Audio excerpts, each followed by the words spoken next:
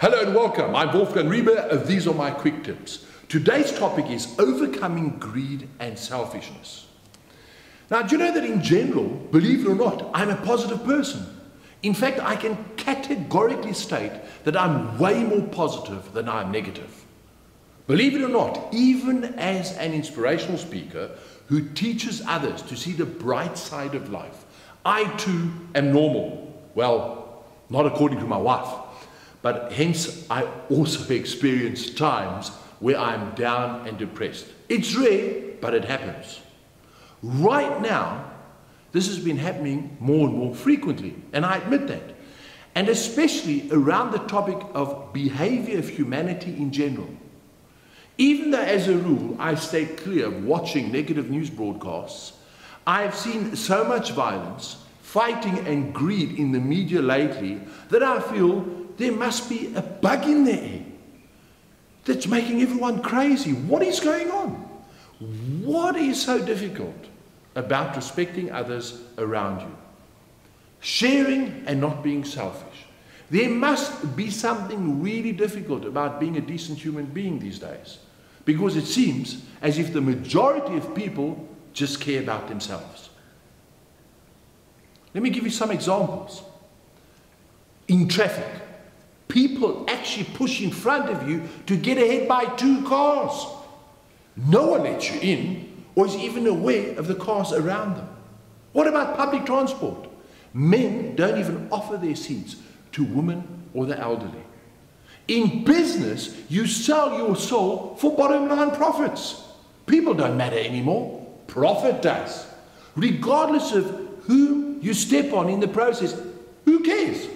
In neighborhoods, no one even worries if your alarm has gone off or if you're being robbed. Just don't involve me. We are all best of mates with everyone around us, especially our social circle. But let just one of these people go through a tough patch, need a place to stay or emotional support, and suddenly you're too busy or have your own demons to deal with. Does that sound familiar? This gets me, people need a license to drive a car and a qualification to do a job. But any idiot can have 10 children, abuse them, and be drunk on top of it. Oh, and the same person supports all the politically correct issues that favor his or her lifestyle. And what about the person in front of you in the supermarket at the cashier? They hold up the line because they forgot something, and you have to stand and wait for them to finish another shop. Then their credit card doesn't go through. Then they search for 15 minutes for small change and recount it all. Plus they're ugly. I gather you're laughing now. I don't know about you, but I'm getting tired of the people who only think of themselves. I'm positive tons of research has been done. And I can only assume much frustration has resulted trying to figure out why people are greedy and selfish. I've often read that it is inherent in all of us. Do you know what? I strongly disagree with this. Because this school of thought is completely wrong. I believe we all possess gentleness, love, and caring. It's just that society and the media has conditioned people to be who they are today. Each of us needs to seriously do some introspection and find that beautiful, caring person within ourselves again. It really isn't difficult. And most of the time, we just need guidance to get back onto the path of kindness again. You know, of course, some people claim that in the cutthroat society we live in today, it's not called greed, it's called survival. I hear you. But have we as a society really stooped that low? All it takes is for one person to show some respect to the next, to make that person's day. Let the snowball effect grow and let us all find that common decency in society again. Hence, I'd like to share some tips with you to become more aware. Most of the time, I find that people are not even aware anymore that they are selfish. They are so caught up in their own world that they do not even realize that are displaying antisocial behavior. Consider this. Have you ever had a slow driver in front of you that is completely unaware that you are behind them? It doesn't help you getting annoyed and frustrated with that person because they don't even know you're there. On the other hand, that person is so caught up in their own world, they are not even aware of you. This is why we need to start looking around us. Who are the people, cars in our vicinity? Are we aware of their behavior and where they are going? It's also known as living in the moment. My best is at a busy parking lot. All spaces are taken and you see someone going back to their car. Politely, you wait. Indicate that you want to turn in.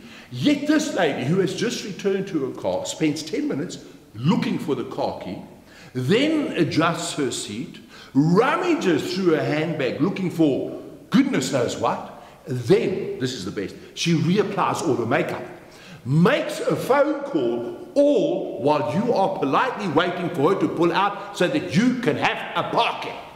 Sound familiar? It all starts with small things such as this. Please, you need to become aware and realize that there are other people around you. Stop just living in your own world.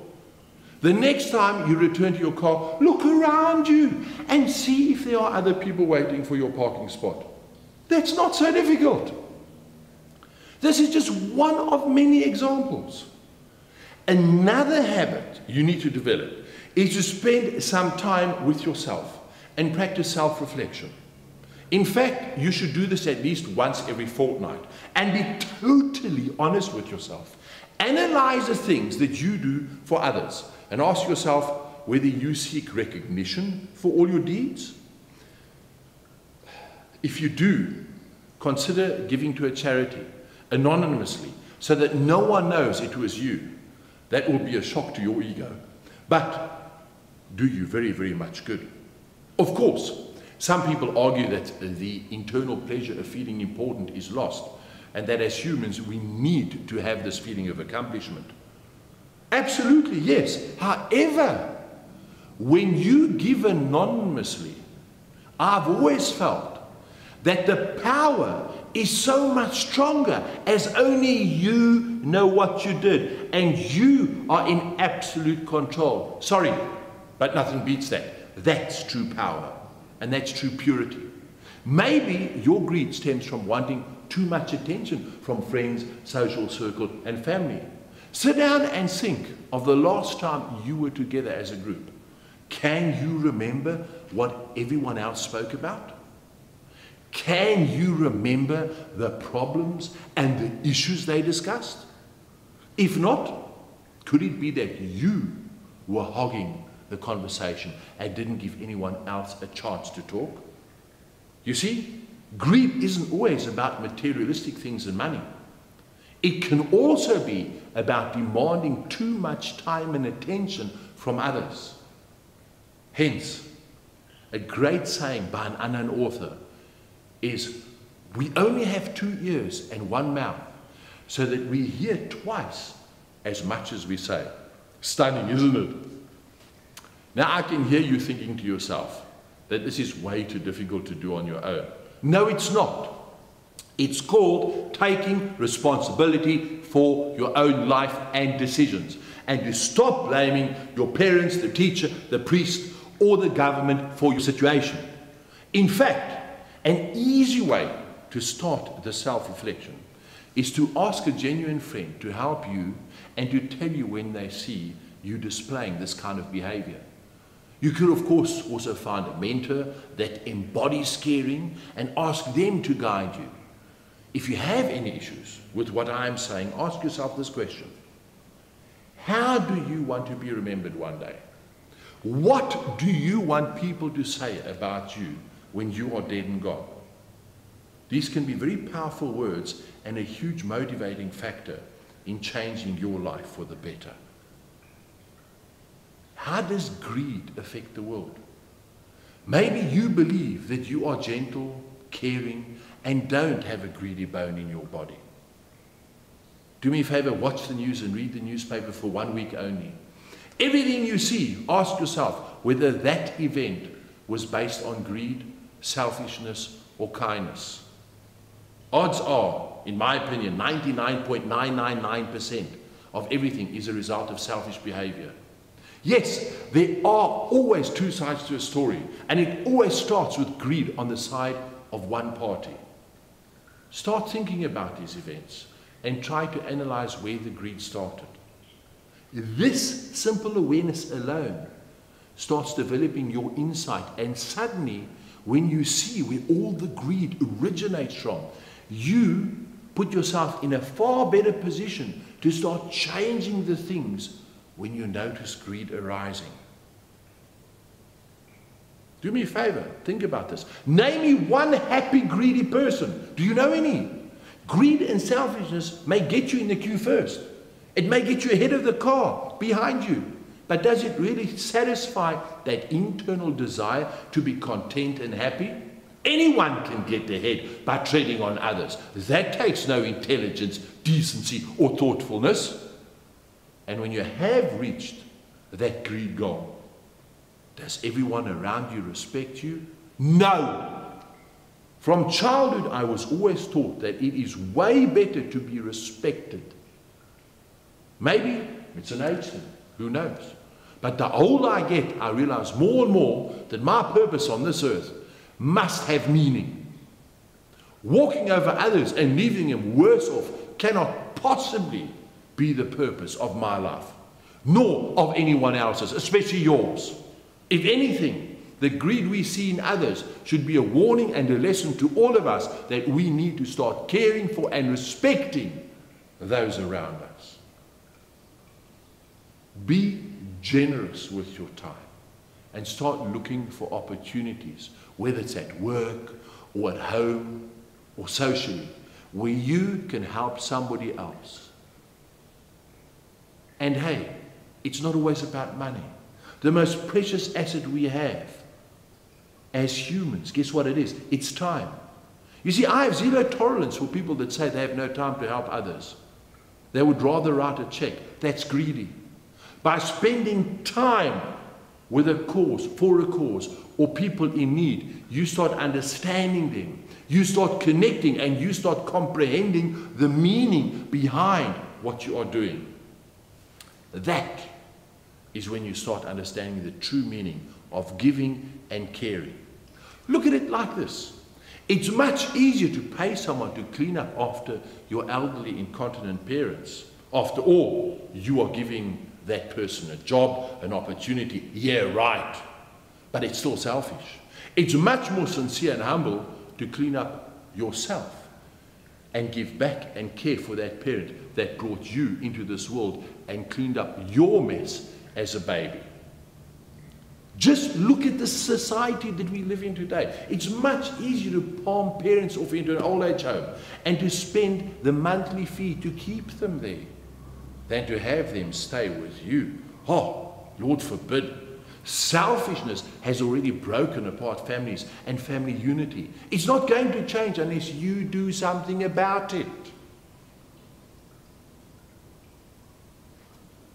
You may believe that you need to have a bigger car, a bigger house, be ahead in the traffic, win at Monopoly, and always be a clear forerunner in everything that you do.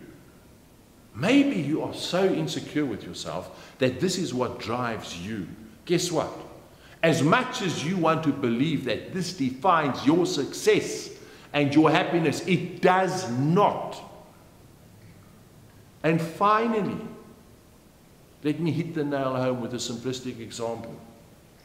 Remember when you fell in love? Think back of that initial feeling. What did you want to do? You wanted to make the person you loved feel special. You want to stroke them. You want to hug them. You want to buy them things. You want to spoil them. You sacrifice in order to give them pleasure. In fact, all you wanted to do was give and give some more in order to make them realize how much you love them. When they responded in kind to your actions, what did you do? Give some more. Absolutely, that's what you did. Did you also notice that you didn't really expect anything in return? Simply the act of giving and making that person you love feel special was enough. So why can't you live your everyday life like that? Love and care for life and everyone around you. Yes, we can all change the world, and it starts with you.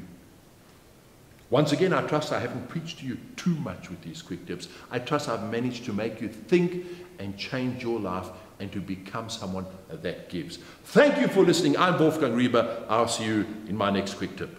Cheers.